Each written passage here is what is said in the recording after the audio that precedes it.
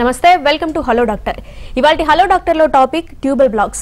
ఈ tubal blocks అంటే ఏంటి, ఎందుకు వస్తుంది, ఎవరిలో ఎక్కువగా వస్తుంది, దీనికి ట్రీట్మెంట్ ఏ విధంగా ఉంటుందో తెలియజేయడానికి మనతో పాటు స్టూడియోలో ఉన్నారు 49 సంతాన సాఫల్యత అండ్ పరిశోధన కేంద్రం నుండి డాక్టర్ మైత్రేయ్ గారు ఉన్నారు. వారిని అడిగి సలహాలు సూచనలు తెలుసుకుందాం. అలాగే మీరు కూడా ఇలాంటి సమస్యతో బాధపడుతుంటే స్క్రీన్ మీద స్క్రోల్ అవుతున్న నెంబర్ కి కాల్ చేసి డాక్టర్ గారితో లైవ్ లో మాట్లాడొచ్చు. Hello doctor, very good afternoon. Hello అండి, గుడ్ ఆఫ్టర్నూన్. ఈ ట్యూబల్ బ్లాక్స్ అంటే ఏంటి, ఎవరిలో ఎక్కువగా వస్తుంది? ఓకే, నార్మల్గా ట్యూబ్స్ అంటే ఏంటి అంటండి, ఆడవాళ్ళకి గర్భాశయం పక్కకి ఏవైతే స్ట్రక్చర్స్ ఉంటాయో వాటిని ఫాలోపియన్ ట్యూబ్స్ అంటాము. వీటిలో బ్లాక్స్ ఉంటే కూడా సంతానలేమి సమస్య వచ్చే అవకాశం అనేది ఉంటుందన్నమాట. యూజువల్గా ట్యూబల్ బ్లాక్స్కి రీజన్స్ ఏంటి అని చూస్తే ఫోర్మోస్ట్ రీజన్ అనేది ఫస్ట్ది ఇన్ఫెక్షన్స్ కూడా వేరియస్ టైప్స్ ఆఫ్ ఇన్ఫెక్షన్స్ అనేవి ఉండొచ్చు. దాంట్లో ఒకటి మేజర్గా మనం చూసే ఇన్ఫెక్షన్ ఏంటంటే ట్యూబర్క్యులోసిస్ ఇన్ఫెక్షన్ అనేది. ఇది ఇండియాలో బికాస్ ఆఫ్ కొంచెం హైజీనిక్ స్టేటస్ వల్ల అది ఈ ట్యూబర్క్యులోసిస్ ఇన్ఫెక్షన్ ఎక్కువగా వచ్చే ఛాన్స్ అనేది ఉంటుంది. అదర్ దాన్ దట్ వేరే ఇన్ఫెక్షన్స్ అంటే సెక్షువల్లీ ట్రాన్స్మిటెడ్ డిసీజెస్, దాంట్లో గొనోరియా, క్లమైడియా ఇలాంటి ఇన్ఫెక్షన్స్ అనేవి మనం చూస్తాము. ఈ ఇన్ఫెక్షన్స్ వల్ల ఇవి ఎలా అంటే గర్భాశయం లోపల నుంచి ట్రావెల్ అయ్యి ట్యూబ్స్లోకి వెళ్ళి అక్కడ బ్లాక్ అయ్యే ఛాన్సెస్ అనేది ఉంటాయన్నమాట. తర్వాత వేరే రీజన్స్ అంటే ఇంకొకటి ఎండోమెట్రియోసిస్ అంటే గర్భాశయంలో ఉన్న పొర ఏదైతే ఉంటుందో లేయర్, దాన్ని ఎండోమెట్రియం అంటాము. అది అక్కడ కాకుండా వేరే చోట్ల డిపాజిట్ అయితే ఎండోమెట్రియోసిస్ అంటాము. అండాశయాల్లో ఉంటే చాక్లెట్ సిస్ట్ ఓవరీ అంటాము. ఇలా కాకుండా లోపల అబ్డామెన్లో ట్యూబ్స్ చుట్టూ అంటూ డిపాజిట్ అయితే అవేమవుతుందంటే ఆ రా సర్ఫేస్ అనేది క్రియేట్ అయిన వల్ల అవి అతుకులు అనేవి ఫామ్ అవుతాయి. అతుకులు అనేది ఫామ్ అయినందుకు ఎక్స్టర్నల్గా ట్యూబ్ని కంప్రెస్ చేస్తుంది. సో ఇక్కడ ఏమవుతుంది, ఏదైతే అండాశయం నుంచి విడుదల అవుతుందో అది ట్యూబ్లోకి వెళ్ళలేకపోతుంది. ఇన్ కేస్ వెళ్ళినా కానీ లోపల నుంచి వచ్చే వీర్య కణాలతోని కలవకపోయడానికి అక్కడ బ్లాక్స్ అనేవి ఏర్పడతాయి అన్నమాట. ఇలా వేరియస్ రీజన్స్ వల్ల మనం బ్లాక్స్ అనేవి చూస్తాము.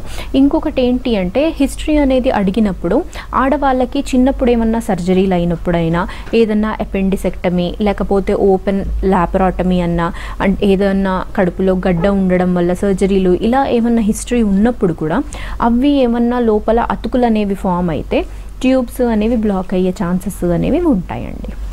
ఈ ట్యూబల్ ప్రాబ్లమ్ని ఎలా గుర్తించవచ్చు అంటారు? అంటే సెల్ఫ్గా డయాగ్నోస్ చేయొచ్చా, లేదంటే ఏదైనా టెస్టుల ద్వారా తెలుస్తుందంట? ఓకే, యూజువల్గా సెల్ఫ్ డయాగ్నోసిస్ అనేది ట్యూబ్స్లో మనం చేయలేమండి. ఎందుకు అంటే దానికి పెద్ద ఏమి సిమ్టమ్స్ అండ్ సైన్స్ అనేవి ఏమి ఉండవన్నమాట. మనము ఎలా చూస్తాము అంటే ట్యూబ్ టెస్ట్ ద్వారానే ట్యూబ్స్ అనేవి ఓపెన్ ఉన్నాయా, ఏమన్నా బ్లాక్స్ ఉన్నాయా అనేది తెలుసుకోవచ్చు. ఈ ట్యూబ్ టెస్ట్ అనేది ఏ విధంగా చేయొచ్చు? యూజువల్గా 2 టైప్స్ ఉంటుంది. అదేంటి అంటే హెచ్ఎస్జి అనే టెస్ట్ ఒకటి. ఈ హెచ్ఎస్జిలో ఏంటి, హెచ్ఎస్జి ఫుల్ ఫామ్ అంటే హిస్టెరోసాల్పింగోగ్రఫీ. అంటే గర్భాశయం లోపలికి ఒక రేడియో ఒపేక్ డై అనేది పంపిస్తాము. ఒక మందు అనేది గర్భాశయం లోపలికి ఎక్కించిన తర్వాత పొట్టది ఎక్స్రే తీసుకున్నప్పుడు ఆ గర్భాశయము ట్యూబ్స్ అనేవి మనకు ఆ ఎక్స్రే ఫిల్మ్లో కనబడతాయి. అంటే దాంట్లో ఏమన్నా బ్లాక్స్ ఉంటే మనకు అక్కడ తెలిసే ఛాన్స్ అనేది ఉంటుంది. నెక్స్ట్ ఇలా కాకుండా వేరే ఇంకొక పద్ధతి ఏంటి అంటే ఎక్స్రే ఇన్వాల్వ్ అవ్వకుండా వేరే పద్ధతి అంటే సెలైన్ ఇన్ఫ్యూజన్ సోనోగ్రఫీ అంటాము. దీంట్లో గర్భాశయం లోపలికి సెలైన్ అనేది పంపిస్తాము. పంపించిన తర్వాత ఆ ట్యూబ్స్లో నుంచి ఆ సెలైన్ అనేది బయటకి వస్తుందా లేదా అనేది స్కాన్ గైడెడ్ చూసుకుంటాము. సో ఇలా మనము ట్యూబ్ టెస్ట్ అనేది 2 విధాలుగా చేసుకోవచ్చు. కాకపోతే ఒక చిన్నది ఏంటి అంటే దీంట్లో ఏమన్నా బ్లాక్స్ అనేవి మనకి వచ్చాయి అంటే అది 100% బ్లాక్ అనేది ఉండకపోవచ్చు అనమాట.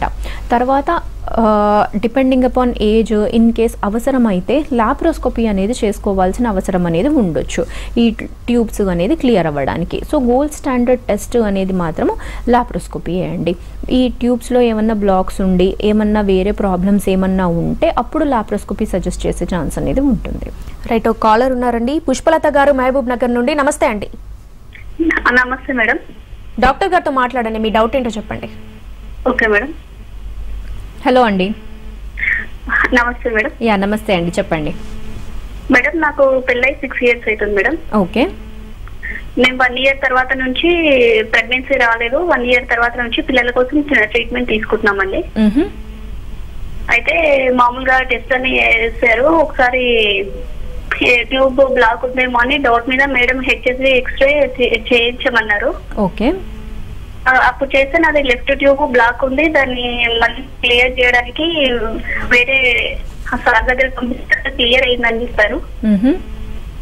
అప్పటి నుంచి కూడా ఇప్పటి వరకు మళ్ళీ పిల్లలు ఇంతవరకు ప్రెగ్నెన్సీ కన్ఫర్మ్ కాలేదు మేడం. అవ్వలేదు. ఓకే. మామూలుగా అయితే ట్రీట్మెంట్ తీసుకుంటూ ఉన్నాము. ఎట్లా టాబ్లెట్స్ విధంగానే ట్రై చేసుకుంటున్నారా? అవును మేడం, టాబ్లెట్స్ వాడుతున్నాము. మీ హస్బెండ్ అది టెస్ట్ అయిందా అండి? స్పెర్మ్ టెస్ట్ చేశారండి. ఓకే. మా వారికి అయితే నార్మల్ గా ఉన్నాయన్నారు. నాకు కూడా ఇంకా ఇప్పటి వరకు ఎటువంటి ప్రాబ్లమ్స్ లేదని చెప్పారు మేడం, కానీ ఇంకా ఇప్పటి వరకు అయితే ప్రెగ్నెన్సీ రాలేదు మేడం. ఓకే. ఓకే అండి. సో ఇప్పుడు ఏంటి అంటే మీరు చెప్పిన ప్రకారంగా మీది ఒక హిస్టరీ ఏంటి అంటే ఒక సైడ్ ట్యూబ్ అనేది బ్లాక్ ఉంది, బట్ ఆఫ్టర్ క్లియరెన్స్ అది కూడా క్లియర్ అయిపోయింది అంటున్నారు. కాకపోతే ఇప్పుడు ఆల్మోస్ట్ లైక్ 6 years అయింది, ఏమీ ప్రెగ్నెన్సీ మాత్రం అందలేదు. అండ్ అన్ని ఫ్యాక్టర్స్ బాగున్నాయి, హస్బెండ్ కౌంట్ బాగుంది, మీవి ట్యూబ్స్ బాగున్నాయి, అండ్ ఎగ్ అనేది కూడా డెవలప్ అవుతుంది. అంటే ఈ 3 బాగుంటే ఏమవుతుంది అంటే అన్ఎక్స్ప్లెయిన్డ్ ఇన్ఫర్టిలిటీ అంటారు దాన్ని. అంటే మనం ఏవైతే ఫ్యాక్టర్స్ అనేవి టెస్ట్ చేస్తామో అవి నార్మల్గా ఉంటాయి, మనకి అందనిది ఏదో లోపల ఉంది, but we are unable to detect it. అట్లాంటి కండిషన్స్లో దీన్ని అన్ఎక్స్ప్లెయిన్డ్ ఇన్ఫర్టిలిటీ అన్నట్టుగా ట్యాగ్ చేస్తాము. ఇంకా మీ కేసులో ఏమవుతుంది అంటే అలాగే న్యాచురల్గా మందులతోని ట్రై చేస్తుంటే ప్రెగ్నెన్సీ అనేది అందకపోవచ్చు. సో ఈ అన్ఎక్స్ప్లెయిన్డ్ ఇన్ఫర్టిలిటీలో ఏదన్నా ప్రొసీజర్ అంటూ ట్రై చేయాలన్నమాట. ప్రొసీజర్ ఇన్ ద సెన్స్ ఇప్పుడు ఫర్టిలిటీలో మనం బేసికల్గా స్టార్ట్ చేసే చిన్న ప్రొసీజర్ ఏంటి అంటే కణాలెక్కించే పద్ధతి, అంటే ఐయుఐ అంటే దాని ఫుల్ ఫామ్ ఏంటి అంటే ఇంట్రాయూట్రైన్ ఇన్సమైనేషన్, అంటే గర్భాశయం లోపలికి వీర్య కణాలు పంపించే పద్ధతిని ఐయుఐ అంటాము. ఈ పద్ధతి మీరు ట్రై చేయండి, ఎందుకంటే ఇన్నాళ్ళు టాబ్లెట్స్తోనే ట్రై చేశానంటున్నారు కదా, ఫస్ట్ ఇంకా నెక్స్ట్ స్టెప్ అనేది వేయాలి. ఈ ఐయుఐలో సక్సెస్ రేటు అనేది ఒక్క సైకిల్కి అరౌండ్ 15 to 20% ఉంటుందండి. సో ఫస్ట్ ఈ చిన్న పద్ధతి ద్వారా ట్రై చేయండి. మీ ఎన్ని సైకిల్స్ ట్రై చేయొచ్చు అనేది వేరే ఫ్యాక్టర్స్ అన్నీ చూసి మీ డాక్టర్ అనేది మీకు సజెస్ట్ చేస్తారు. అలా ఐయుఐ అనేది ఫస్ట్ ట్రై చేయండి. లేదు ఈ ఐయుఐలో కూడా అవ్వడం లేదు అంటే అలాంటి కేసులో అప్పుడు ఐవీఎఫ్కి వెళ్ళాల్సి వస్తుందండి. రైట్. మరో కాలర్ ఉన్నారు నల్గొండ నుండి, నాగార్జున గారు. నమస్తే అండి. డాక్టర్ గారితో మాట్లాడండి. హలో అండి, నమస్తే, చెప్పండి. నమస్తే మేడం. మేడం మా వైఫ్కు మా మ్యారేజ్ అయ్యి 5 years అవుతుంది. అయితే మీకు మా మ్యారేజ్ అయ్యి 5 years అవుతుంది. ఓకే అండి. మేము ఒక 2 years వరకు నేను చూసుకోలేదు, ఇప్పుడే మ్యారేజ్ అనేది. తర్వాత మేము 1 year తర్వాత చూపించుకుంటే మాకు అమ్మాయికి రైట్ సైడ్ ట్యూబ్ బ్లాక్ అని వచ్చింది. ఓకే. దాని తర్వాత ఏంటంటే మెడిసిన్ ఇస్తే తగ్గుతుందని చెప్పారు, కానీ మెడిసిన్ ఇది వాడినాం కానీ అసలు ఆ ట్యూబ్ మళ్ళీ అక్కడ బ్లాక్ అనేది చూపిస్తుంది. అయితే దాని తర్వాత నేను ఏంటంటే ఇప్పుడు ఎట్లా ప్రొసీజర్ కావాలి నెక్స్ట్ మాకు అర్థంగా అవుతుంది, మన గురించి మీరు చెప్పగలుగుతారు. ఆ ఫ్లాట్ లో ట్యూబ్ అనేది మొత్తం క్లియర్ అవుతుందా, లేకుంటే సింగిల్ ట్యూబ్ తోటే నాకేమన్నా ప్రెగ్నెన్సీ అయితే అవకాశం? ఓకే. వయసు ఎంత అండి? నా 30 మేడం. మీ వైఫ్ది? 25 మేడం. 25. ఓకే. ఓకే అండి. యాక్చువల్గా ఇది ఏమవుతుంది అంటే ట్యూబ్ అనేది బ్లాక్ ఉన్నప్పుడు యూజువల్గా ఏమన్నా ఇన్ఫెక్షన్స్ అంటే టీబీ ఇన్ఫెక్షన్ అట్లా ఏమన్నా ఉంటే ట్రీట్మెంట్ అనేది ఇస్తే తగ్గుతుంది. But at the same time ఆ ట్యూబ్ అనేది బ్లాక్ ఉన్నది మందులతోని ఓపెన్ అవుతుంది అన్నట్టుగా చెప్పలేము. సో మీరు నెక్స్ట్ చేయాల్సింది ఏంటి అంటే ఇప్పుడు ఒక సైడ్ బ్లాక్ ఉంది, ఒక సైడ్ ఓపెన్ ఉంది. సో ఇన్నాళ్ళు అయ్యింది కదా ట్రై చేసుకోబట్టి న్యాచురల్గా అన్నీ బాగానే ఉంటాయి. వేరే ఫ్యాక్టర్స్ అంటే ఇప్పుడు మీ కౌంట్, మోటిలిటీ, మార్ఫాలజీ, మీ వీర్య కణాల కౌంట్ చేసినప్పుడు అన్నీ బాగుండి అండ్ తనకు కూడా ఎగ్ అనేది బాగా రిలీజ్ అవుతుంటే ఇంకా న్యాచురల్గానే అన్నట్టు కాకుండా ఫస్ట్ ఐయుఐ పద్ధతి అనేది ట్రై చేయొచ్చండి. ఈ ఐయుఐలో కూడా ఈవెన్ సింగిల్ ట్యూబ్ బ్లాక్ ఉన్నా కానీ ఐయుఐ అనేది ట్రై చేసుకోవచ్చు. యూజువల్గా అందరికి ఒక మెంటల్ బ్లాక్ అనేది ఉంటుందన్నమాట. ఓన్లీ 1 ట్యూబే మనకి ఓపెన్ ఉంది కదా, ఐయుఐ పద్ధతికి వెళ్ళొచ్చా లేదా అనేది. అలా ఏం లేదండి, ఈవెన్ సింగిల్ ట్యూబ్ ఓపెన్ ఉన్నా కానీ మీరు ఐయుఐ పద్ధతి అనేది ట్రై చేయొచ్చు. ఎందుకు అంటే నార్మల్గా ఇప్పుడు ఎక్కడైతే ఏ సైడ్ అయితే బ్లాక్ ఉందో ఆ సైడ్ అండం విడుదల అయినప్పుడు కూడా వేరే సైడ్ ట్యూబ్ అది క్యాచ్ చేసే ఛాన్స్ అనేది ఉంటుందన్నమాట. అందుకు కంప్లీట్గా అసలు జీరో అనేది ఏమి కాదు ఆ నెలల్లో ప్రెగ్నెన్సీ రావడం అనేది. ఇన్నాళ్ళు న్యాచురల్గా ట్రై చేశారు కాబట్టి ఇప్పుడు ఒక స్టెప్ అనేది తీసుకొని ఈ ఐయుఐ పద్ధతి ద్వారా ట్రై చేయండి. ఒకసారి వేరే ఫ్యాక్టర్స్ అనేది కూడా అంటే లైక్ మీ డాక్టర్ మీకు చూసినప్పుడు డైరెక్ట్గా తెలుస్తుంది మీ కేసులో ఎన్ని సైకిల్స్ ఆఫ్ ఐయుఐ అనేది ట్రై చేయొచ్చు అని. అలా చేసిన తర్వాత ఆ సైకిల్స్లో కూడా మీకు రావట్లేదు అంటే అప్పుడు నెక్స్ట్ ప్రొసీజర్కి అనేది వెళ్ళాల్సి వస్తుందండి. Welcome back. మరో కాలర్ ఉన్నారండి వనపర్తి నుండి, విజయ్ గారు. నమస్తే అండి. నమస్తే మేడం. డాక్టర్ గారితో మాట్లాడండి. హలో అండి. సరే మేడం. Hello madam. యా, నాకు చెప్పండి. పెళ్ళయి 5 years అవుతుంది మేడం. ఓకే. 2 years వరకు పిల్లల గురించి ఆలోచించలేదు మేడం. 2 years నుంచి ట్రీట్మెంట్ తీసుకుంటున్నాము. ఓకే. తర్వాత ఒకసారి ట్యూబ్ బ్లాక్ ఉందని అది క్లియర్ చేశారు మేడం. మళ్ళీ తర్వాత కూడా పిల్లలు కాలేదు. ఒకసారి మేడం వద్ద మామూలుగా మంత్లీ చెకప్కి వెళ్తున్నప్పుడు ఏదో స్కాన్ చేస్తే గర్భసంచి మీద పొర ఉందని, అది పాలిప్ ఉందని తీసేశారు మేడం. ఓకే అండి. దాని నుంచే మీకు పిల్లలు అవ్వట్లేదని తీసేశారు మేడం. 6 months 1 year లోపు మీకు పిల్లలు ప్రెగ్నెన్సీ వస్తుందని చెప్పారు, కానీ ఇప్పటి వరకు కూడా కాలేదు మేడం. ఓకే. మీ హస్బెండ్ టెస్ట్ ఏ ట్రీట్మెంట్ తీసుకోరు? అయ్యింది మేడం. మా వారికి నార్మల్ గానే ఉందన్నారు. ఓకే. అండ్ మీ సైకిల్స్ కూడా రెగ్యులర్ గా వస్తాయా ప్రతి నెల? వస్తాయి మేడం. 25 days కి వస్తాయి మేడం. 25 ప్రతి నెల. మీ ఏజ్ ఎంత అండి? హలో. అవును మేడం. ఓకే. ఓకే అండి. ఇప్పుడు మీది పెళ్ళయి ఇంతకాలం అవుతుంది, బట్ స్టిల్ ఇంకా ప్రెగ్నెన్సీ రాలేదు అంటున్నారు కదా. అండ్ ఏదైతే ట్యూబ్ అనేది బ్లాక్ అయిందో అది కూడా క్లియర్ చేసుకున్నాను, దాని తర్వాత కూడా మీకు అందలేదు అన్నారు. సో ఇలా ఉన్నప్పుడు ఏంటి అంటే ఇంకా మనకి ఇంకో న్యాచురల్గా నేను టాబ్లెట్స్తోని అన్నట్టుగా వెయిట్ చేయకండి. ఫస్ట్ ఇనీషియల్గా చిన్న ట్రీట్మెంట్ ఐయుఐతోని స్టార్ట్ చేసుకోండి.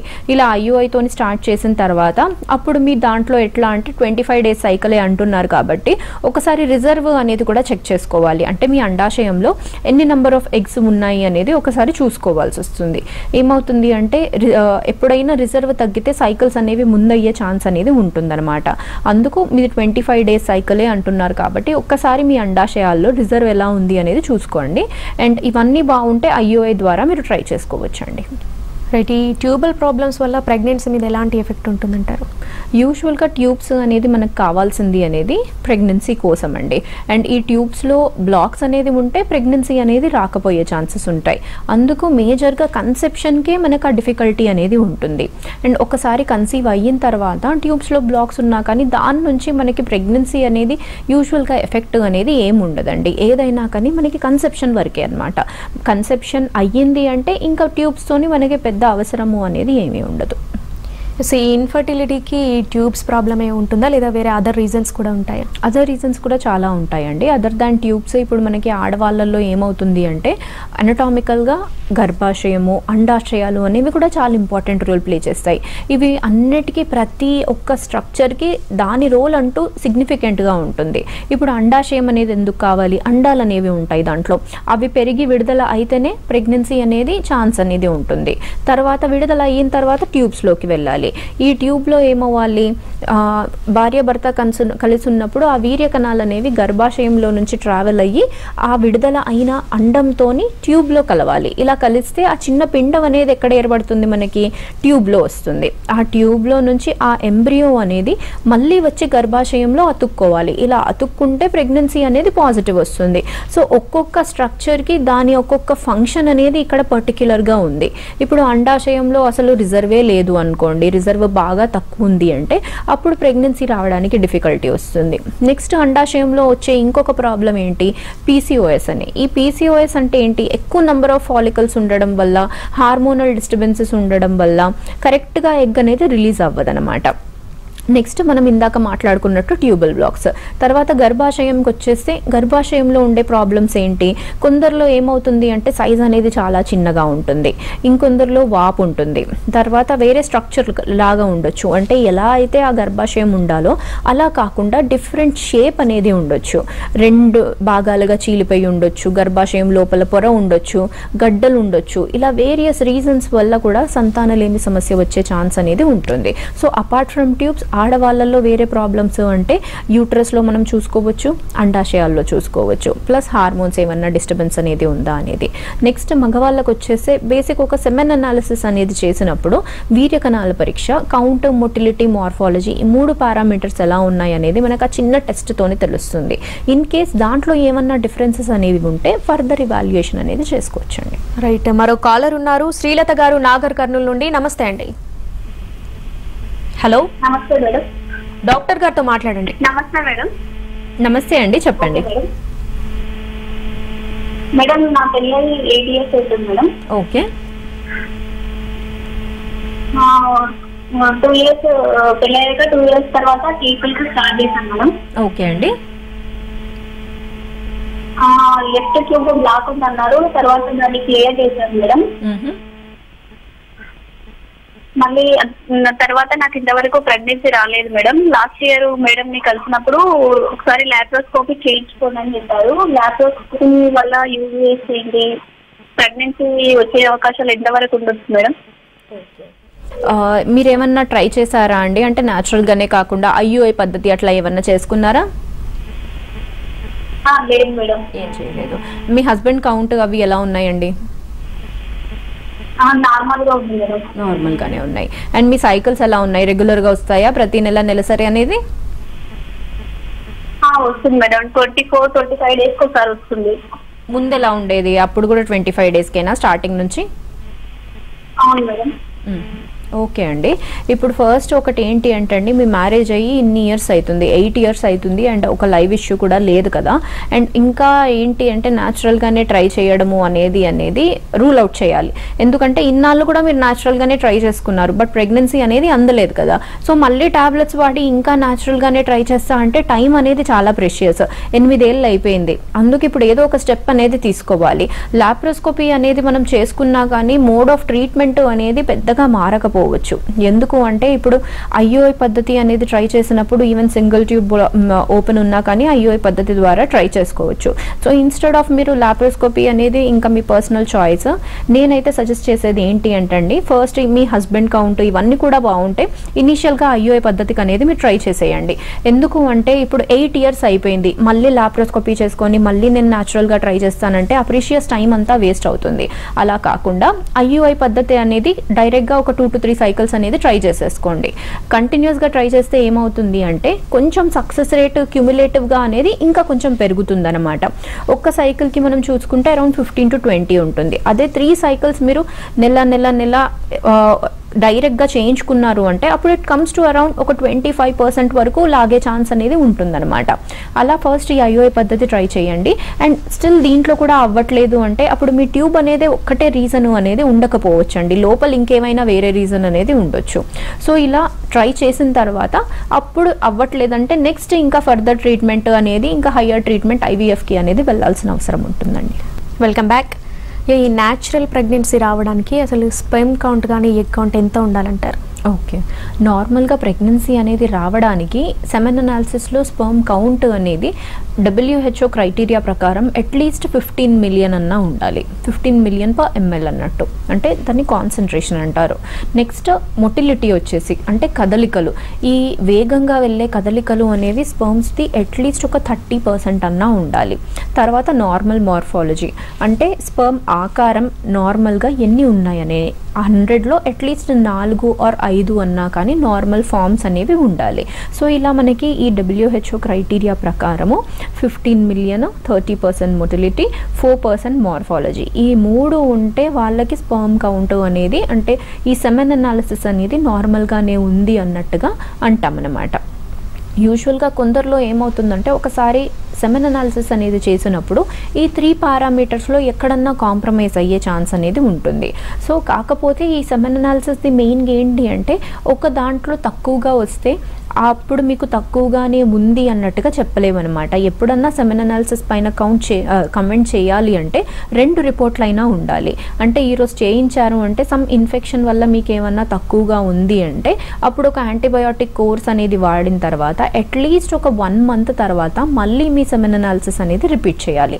ఆ 2 సెమెన్ అనాలిసిస్ చేసినప్పుడు ఆ 2 రిపోర్ట్స్లో కూడా తక్కువగానే ఉంది అంటే అప్పుడు తక్కువగానే ఉంది అన్నట్టుగా అర్థం.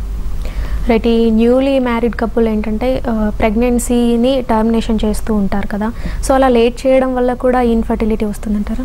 బేసికల్గా లేట్ చేయడం వల్ల అంటే ఏజ్ అనేది ఇంపార్టెంట్ అండి. ఆడవాళ్ళకి ఏంటి అంటే మోస్ట్ ఫర్టైల్ పొటెన్షియల్ అనేది యూజువల్గా 20sలో ఉంటుంది. 30sకి వచ్చేసరికి కొంచెం డిక్రీజ్ అవుతుంది. ఇంకా నెక్స్ట్ 40s అంటే ఫర్దర్గా చాలా గ్రాడ్యువల్గా డిక్లైన్ అవుతూ ఉంటుందన్నమాట. సో ఇలా మనకి ఫర్టిలిటీకి ఆడవాళ్ళ ఏజ్ అనేది చాలా ఇంపార్టెంట్ రోల్ ప్లే చేస్తుంది. సో ఎప్పుడైనా కానీ టర్మినేట్ అన్నా కానీ డిలే అన్నా చేసుకోవాలి అనుకుంటున్నారు అంటే ఫస్ట్ ఒకసారి అన్ని ఫ్యాక్టర్స్ అనేవి ఎలా ఉన్నాయి అన్నట్టుగా ఒక బేసిక్ ఇవాల్యుయేషన్ అనేది చేయించుకోండి. అంటే పెళ్ళైన తర్వాత కూడా కొంతమంది ఒక 5-6 ఇయర్స్ తర్వాత ప్లాన్ చేద్దాము అన్నట్టుగా థాట్స్ అనేవి ఉంటాయి. అలా మీరు అనుకున్నప్పుడు ఒక ఇవాల్యుయేషన్ చేయించుకోండి. అంటే ఇవాల్యుయేషన్ అంటే పెద్ద పెద్ద టెస్ట్లు ఏమీ ఉండవు. దాంట్లో ఆడవాళ్ళకి చేసేది ఏంటి అంటే ఇప్పుడు ఒక చిన్న స్కాన్ ఉంటుంది. ఆ స్కాన్ చేసినప్పుడు అండాశయము గర్భాశయము ఎలా ఉంది అనేది చూస్తాము. అంటే అండాశయంలో రిజర్వ్ ఏమన్నా తక్కువగా ఉంది అంటే అప్పుడు మీరు ఇంతకాలం వెయిట్ చేసి అప్పుడు తర్వాత తెలుసుకునే కన్నా ఫస్టే తెలుసుకుంటే దానికి తగ్గట్టు స్టెప్స్ అనేవి తీసుకోవచ్చు. నెక్స్ట్ ఇంకొక టెస్ట్ ఏంటి అంటే ట్యూబల్ ఎవాల్యుయేషన్. ట్యూబ్స్ బ్లాక్ ఏమన్నా ఉన్నాయా అనేది చూసుకోవాలి. తర్వాత మగవాళ్ళల్లో సెమెన్ అనాలిసిస్ అనేది చేసుకోవాలి. ఈ 3 టెస్ట్లు అన్నీ అనేవి బాగుంటే అప్పుడు మీరు అనుకున్నట్టుగా ప్లాన్ చేయొచ్చు. ఇప్పుడు ఏమవుతుంది అంటే టర్మినేట్ అనేది చేసుకున్నప్పుడు దట్స్ అన్ అబార్షన్. అబార్షన్ అయిన తర్వాత కూడా ట్యూబ్స్ అనేవి బ్లాక్ అయ్యే ఛాన్స్ అనేది ఉంటుందన్నమాట. ఎందుకంటే దానికి రీజన్ ఏంటి, అబార్షన్ అయినప్పుడు గర్భాశయం ఓపెనింగ్ అనేది చాలా రోజులు అది ఓపెన్ అనేది ఉంటుంది. కొంచెంగా బ్లీడింగ్ అనేది కనపడతా ఉంటుంది. ఇలా ఎక్స్టెండెడ్గా బ్లీడింగ్ అయినప్పుడు బయట ఏదైతే బ్లీడింగ్ అనేది గర్భాశయంలో నుంచి బయటికి వస్తుంది. అదేవిధంగా ఇన్ఫెక్షన్ అనేది కింది నుంచి లోపలికి వెళ్ళే ఛాన్స్ అనేది కూడా ఉంటుందన్నమాట. దానివల్ల ట్యూబల్ బ్లాక్స్ వచ్చే ఛాన్స్ అనేది ఉంటుందండి. రైట్. ఈ ట్యూబల్ ప్రాబ్లమ్కి ట్రీట్మెంట్ ఏ విధంగా ఉంటుంది? ట్రీట్మెంట్ అంటే ఫస్ట్ ఇన్ కేస్ ఏమన్నా ఇన్ఫెక్షన్ ఉంది అంటే ఒక యాంటీబయోటిక్ కోర్సు అనేది వాడాల్సి వస్తుందండి.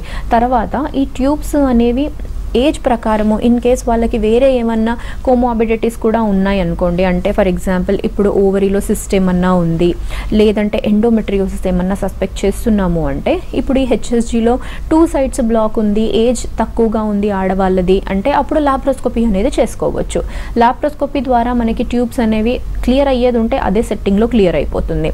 తర్వాత అప్పుడు న్యాచురల్గా అయినా కానీ ట్రై చేయొచ్చు. ఇలా ఏజ్ అనేది అడ్వాన్స్ అయ్యింది. నెక్స్ట్ అండాశయంలో కూడా రిజర్వ్ అనేది కొంచెం తక్కువ సైడే ఉంది అండ్ హస్బెండ్ది కూడా కౌంట్ మొటిలిటీ ఏమన్నా తక్కువగా ఉన్నాయంటే అప్పుడు లాప్రోస్కోపీ చేసుకొని న్యాచురల్గా ట్రై చేసే కన్నా యూ కెన్ గో ఫర్ వేరే ట్రీట్మెంట్. 2 సైడ్స్ బ్లాక్ ఉంది అంటే ఐవీఎఫ్కి వెళ్ళాల్సిన అవసరం ఉంటుంది. లేదు ఒకటే సింగిల్ ట్యూబ్ బ్లాక్ ఉంది వేరేది ఓపెన్ ఉంది అంటే అప్పుడు మీరు ఐయుఐ సైకిల్స్ కూడా ట్రై చేయొచ్చండి.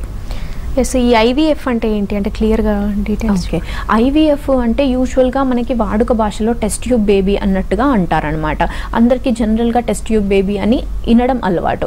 దీంట్లో ఏమవుతుంది అంటే ఐవీఎఫ్ అంటే ఇన్ విట్రో ఫర్టిలైజేషన్. ఏదైతే ఫర్టిలైజేషన్ ఎంబ్రియో ఫార్మేషన్ న్యాచురల్గా లోపల అవ్వాలో అది మనకి ల్యాబ్లో మన కంట్రోల్లో అవుతుందన్నమాట. ఇది ఎలా అంటే ఇప్పుడు ఆడవాళ్ళకి ఎగ్స్ పెరగడానికి అన్నట్టుగా ఇంజెక్షన్స్ ఉంటాయి. అవి ఇచ్చాక ఆ ఎగ్స్ని చిన్న ఎనెస్థీషియా ఇచ్చి బయటికి తీసుకుంటాము.